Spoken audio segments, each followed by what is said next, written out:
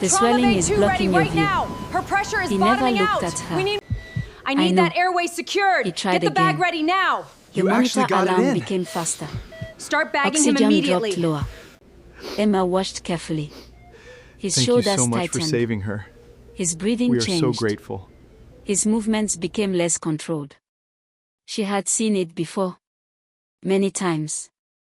A person doesn't always freeze completely. Sometimes. They simply stop thinking clearly. Another attempt. Failed. The patient coughed blood again. Emma said quietly, "The tube won't pass." Dr. Blake ignored her. He tried harder. The oxygen monitor fell again. Daniel looked toward the doctor. "We are losing him." Dr. Blake reached for another tube. His hand slipped. Emma caught it before it hit the floor. She placed it back into his hand. He attempted once more. Emma watched the patient's chest. Then his neck. Then the monitor. Then the doctor's eyes. Everything told the same story. Time was almost gone. She spoke again.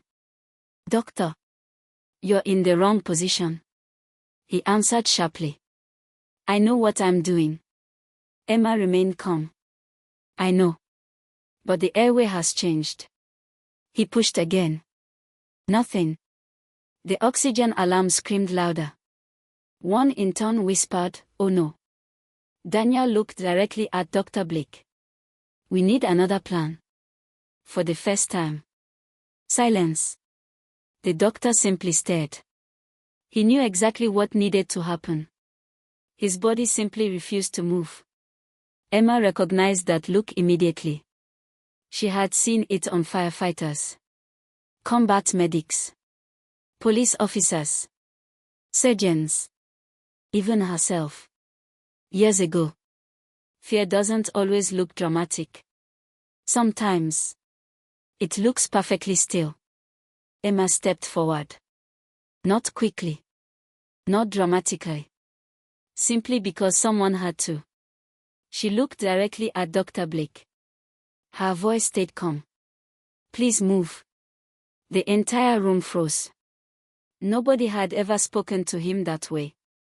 He stared at her. Almost offended. Emma repeated quietly, "We're out of time."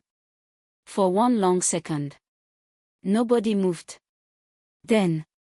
Something changed. Without saying a word. Dr. Blake stepped aside. Emma immediately took position. "Daniel. Oxygen ready." "Sarah." She said to one of the interns, "Open the emergency airway kit." "Michael. Hold the light steady." Nobody questioned her. Something about her voice removed panic from the room. She examined the patient's neck. Her fingers found landmarks hidden beneath swollen tissue. Everything she did looked calm. Almost routine. But incredibly precise. She didn't rush. She simply never wasted movement. The monitor screamed again.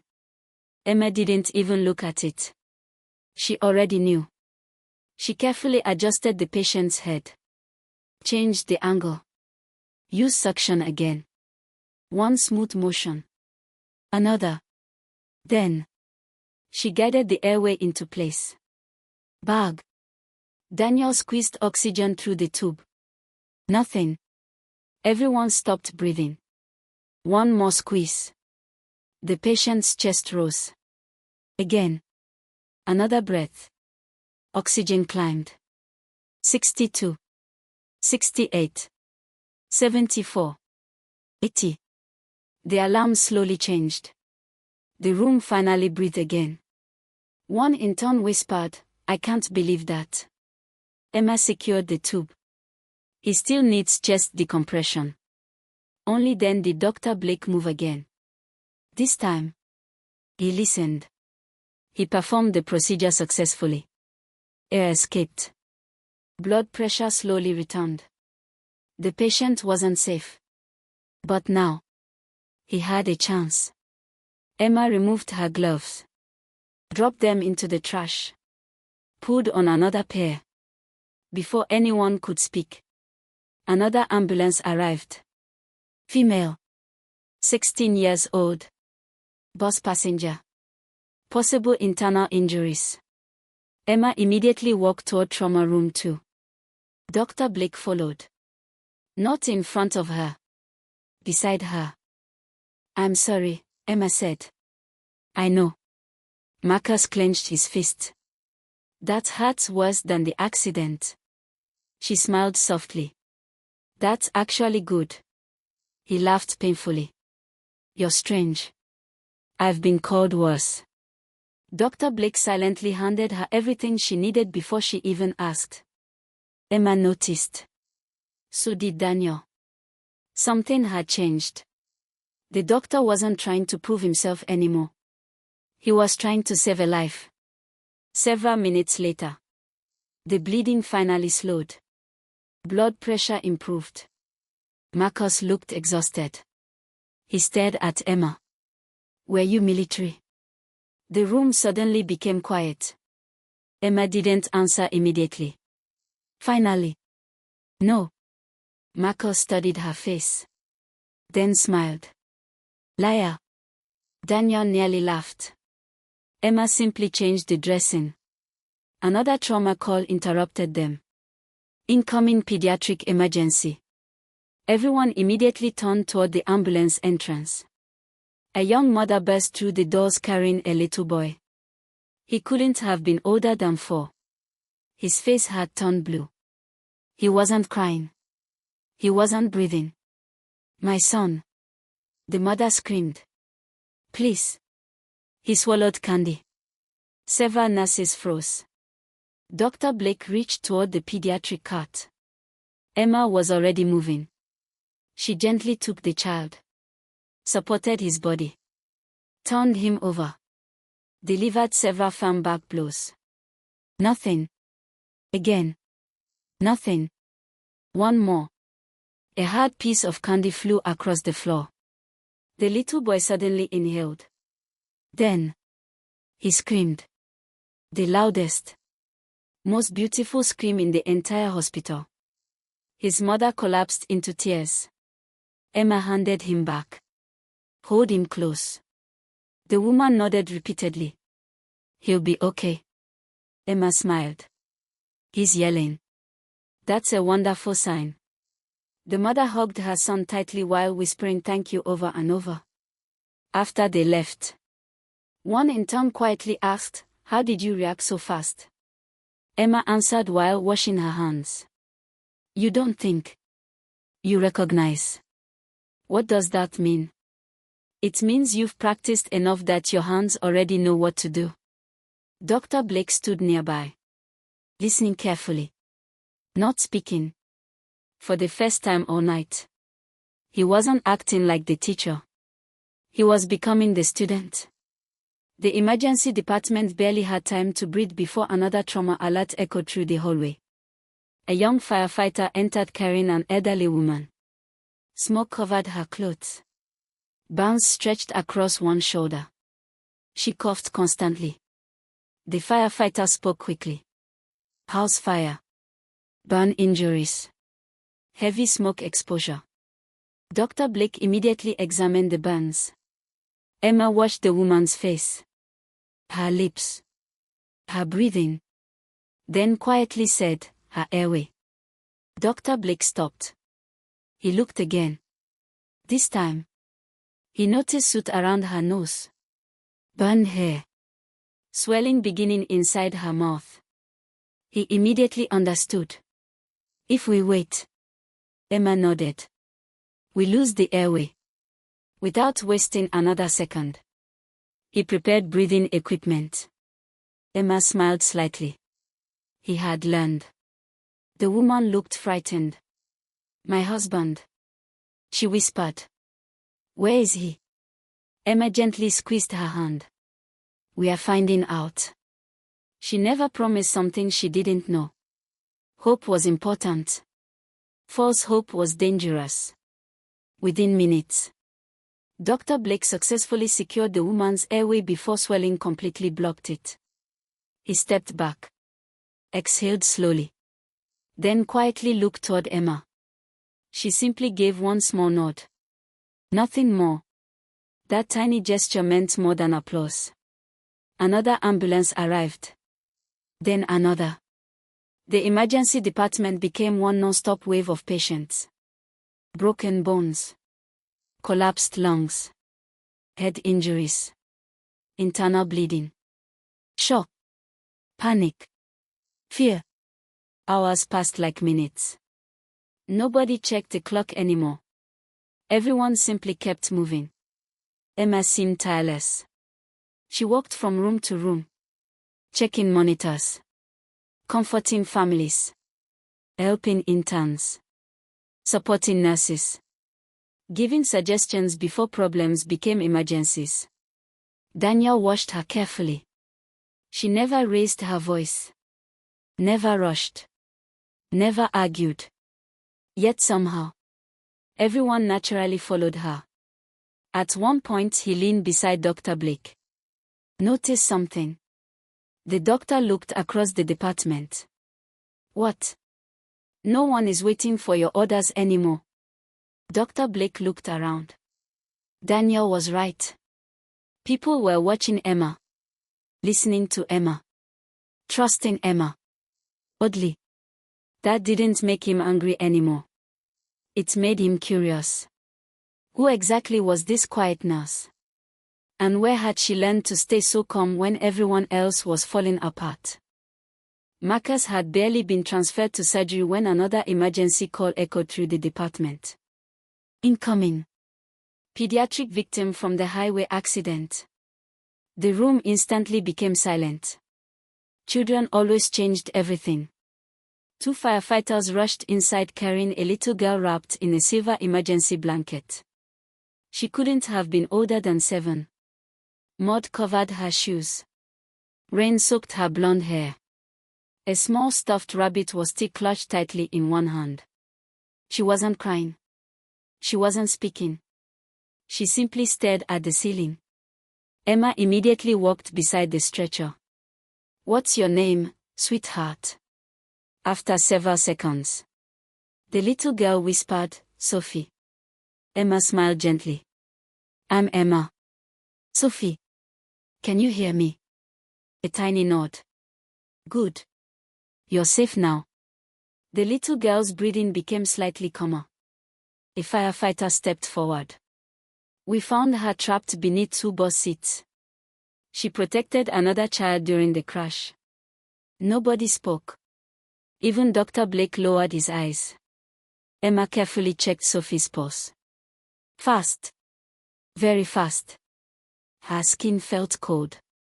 Her tiny hands trembled. There was a bruise spreading across her stomach. Emma looked toward Dr. Blake.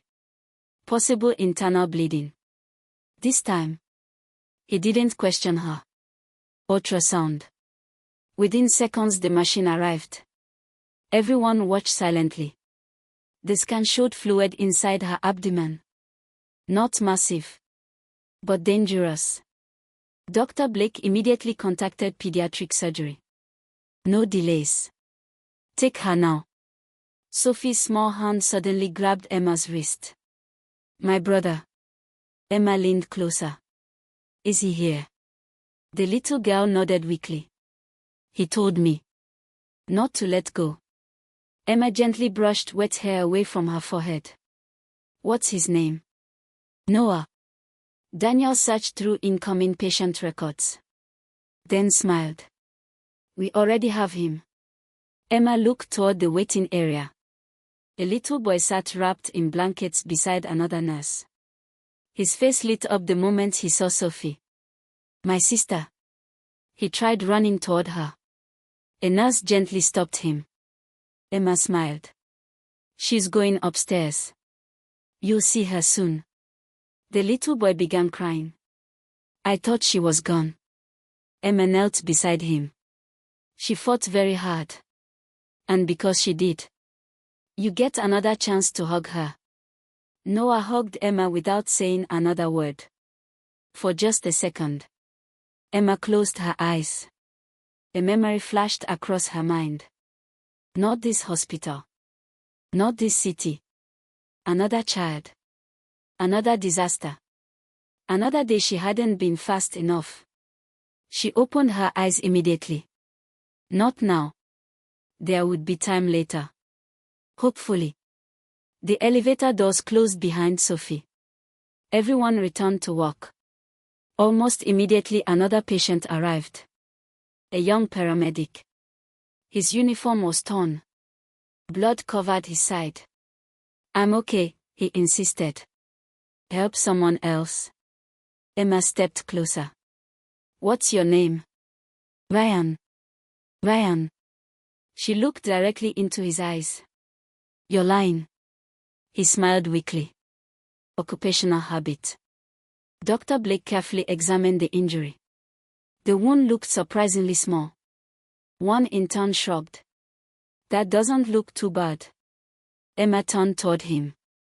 "The size of the hole tells you almost nothing." The intern looked embarrassed. Ryan suddenly tried sitting upright. Pain shot across his face. He nearly collapsed. Emma caught him before he fell. "Easy." He looked at her. "You've done this before." Emma smiled. "More than once." Dr. Blake ordered another ultrasound. Within moments, internal bleeding appeared once again. The tiny wound had hidden a life-threatening injury. Ryan stared at Emma. "You saw that before anyone." She simply answered, "I've learned never to trust appearances." Ryan laughed softly. "You sound like my grandmother." Emma smiled. "She sounds wise." Several nurses laughed for the first time that night. Even Dr. Blake smiled. The tension inside the emergency department finally eased. Just a little. Hours continued passing. Rain slowly stopped outside. The first hint of sunrise appeared through the ambulance bay windows. For the first time all night, no ambulance arrived.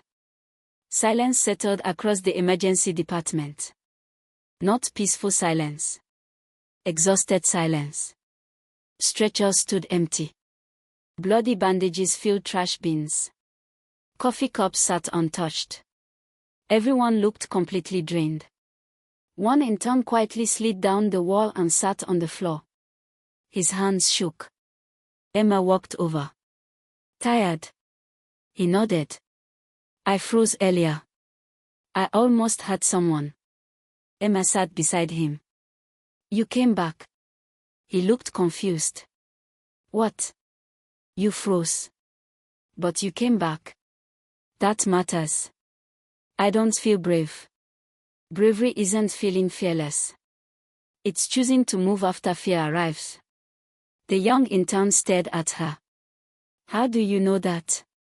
Emma looked toward the rain-covered windows. "Because I had to learn it." Dr. Blake had heard every word. He slowly walked over. "Emma." She looked up. "Yes. I owe you an apology." Several nearby nurses quietly looked over. Dr. Blake took a deep breath. "When you arrived, I judged you. I thought experience came from degrees. I thought leadership came from giving orders." He looked around the emergency department. "I was wrong." Nobody interrupted. "I ignored your advice. I nearly cost someone their life." Emma remained silent. He continued. "You saved patients. You saved me from making terrible mistakes." "I'm sorry." The room became completely quiet. Emma looked at him for several long seconds. Finally, she spoke. "You don't need my forgiveness." He looked surprised. "You need to learn from tonight." He nodded slowly. "I will." She smiled gently. "Good." Daniel crossed his arms nearby. He had worked in emergency medicine for decades. He had witnessed arguments, egos, blame, politics. Very rarely had he seen someone admit they were wrong so honestly. Dr. Blake looked at Emma again. "I have one question." She waited. Where did you learn to walk like that? Emma didn't answer immediately. Instead, she looked toward the sunrise beginning outside the hospital windows. Soft golden light slowly replaced the darkness. Finally she said, in places where hesitation meant someone never came home. Those words hung in the air. Nobody asked another question. They didn't need to. Sometimes, the quietest answers carried the greatest weight. Daniel watched Emma walk toward the sink. She washed her hands carefully. The water ran red, then pink, then perfectly clear. Yet Emma continued washing. Almost as if she were trying to remove memories. Not blood. Dr. Blake quietly watched from across the room. For the first time since becoming a doctor, he realized something important. Medicine wasn't about proving how much you knew.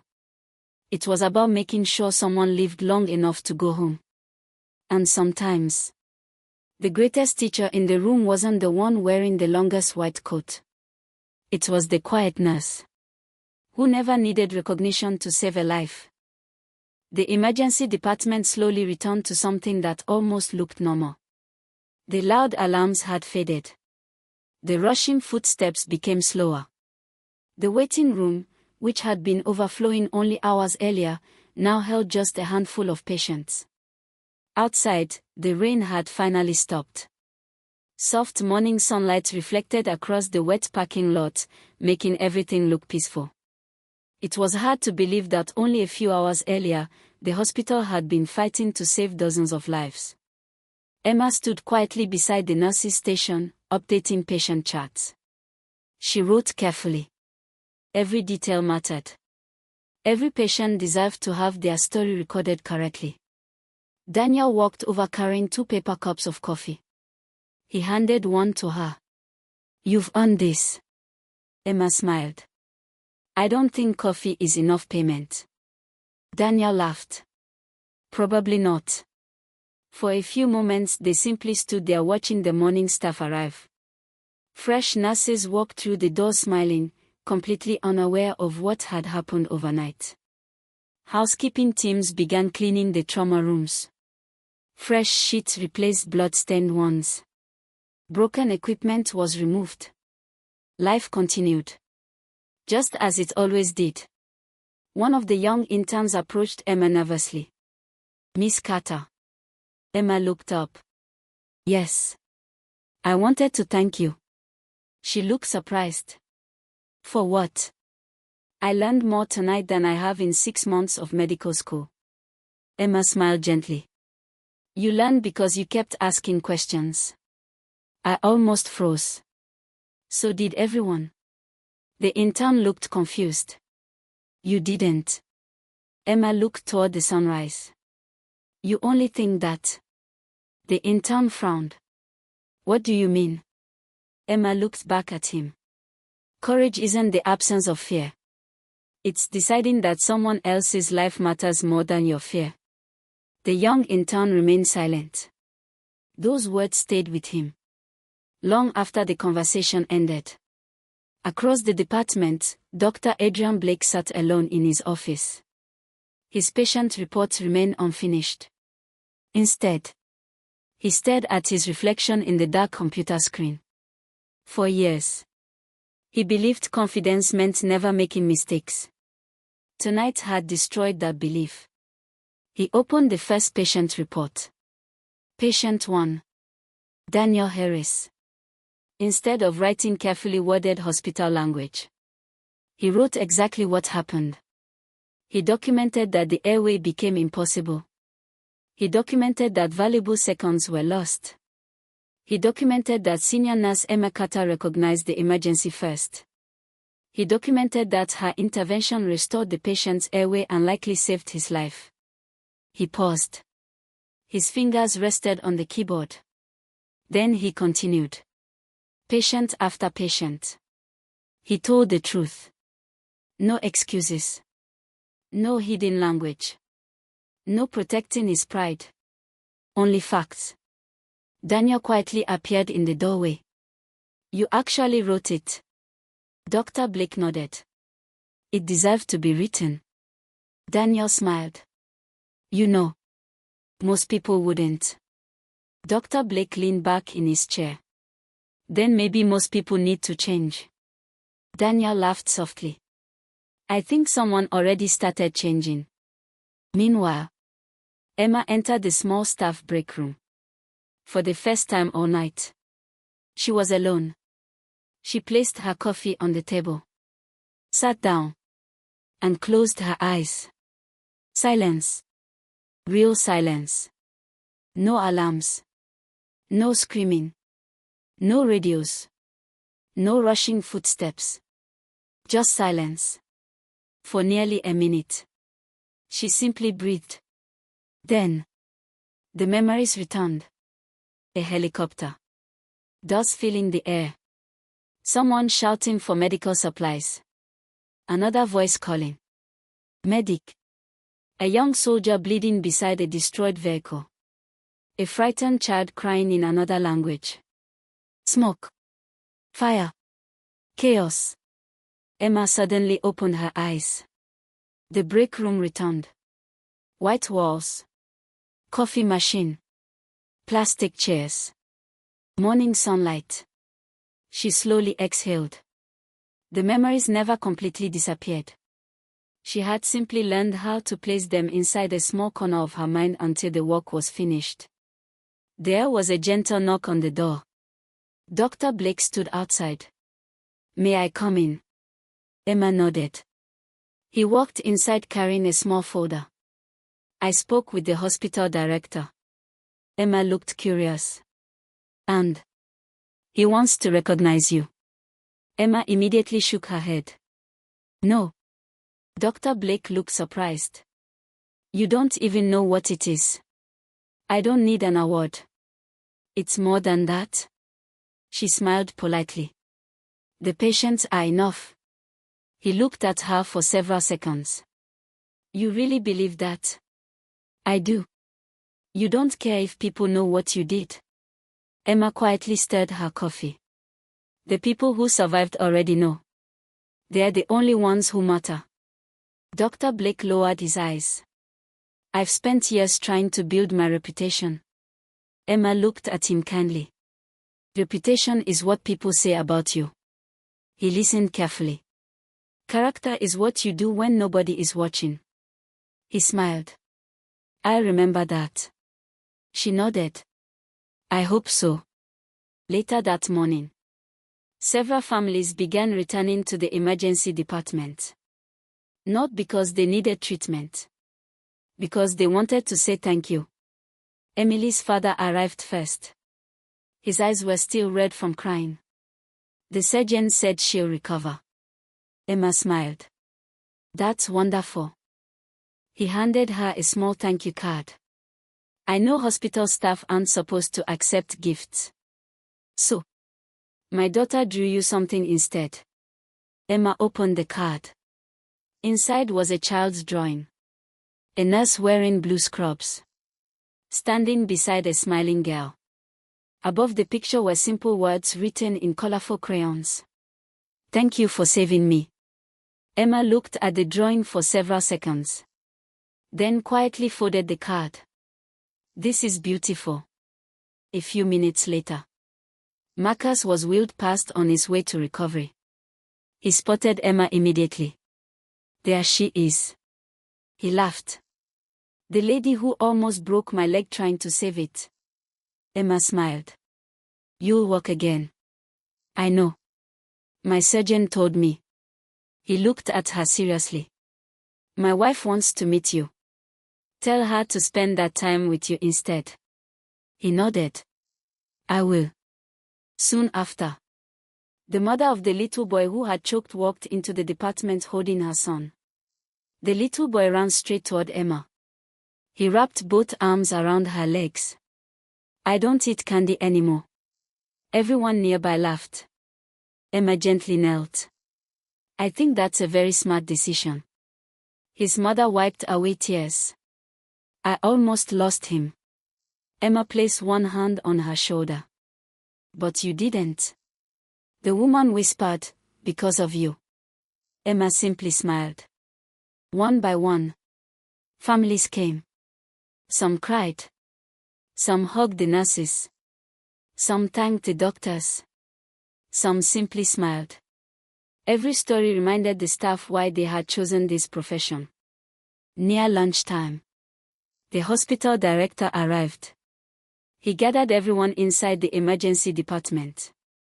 Doctors, nurses, technicians, paramedics, cleaning staff, security officers. Everyone. He looked around the room before speaking. Last night, this hospital faced one of the most difficult emergencies in recent years. He paused. But something incredible happened. Our staff didn't work as individuals.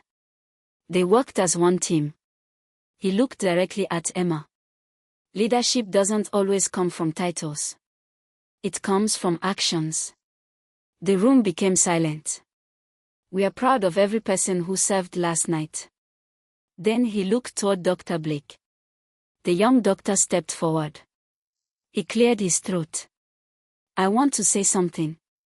Everyone waited. I spent years believing leadership meant always having the answers. He looked toward Emma. I was wrong. Leadership also means listening, learning, and trusting the people standing beside you. He turned toward Emma completely. Thank you. This time, the applause started slowly. One nurse. Then another. Then Daniel. Soon, the entire emergency department was clapping. Emma looked embarrassed. She had never enjoyed attention. She quietly glanced toward the exit. Daniel noticed and laughed. You still don't like being the center of attention. She smiled. I never will. You should get used to it. I don't think I will. Everyone laughed.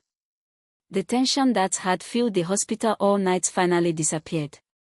As Emma prepared to leave after her shift, she changed out of her scrubs, picked up her small backpack, and walked toward the parking lot.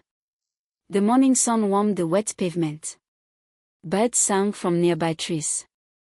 The world looked completely ordinary again.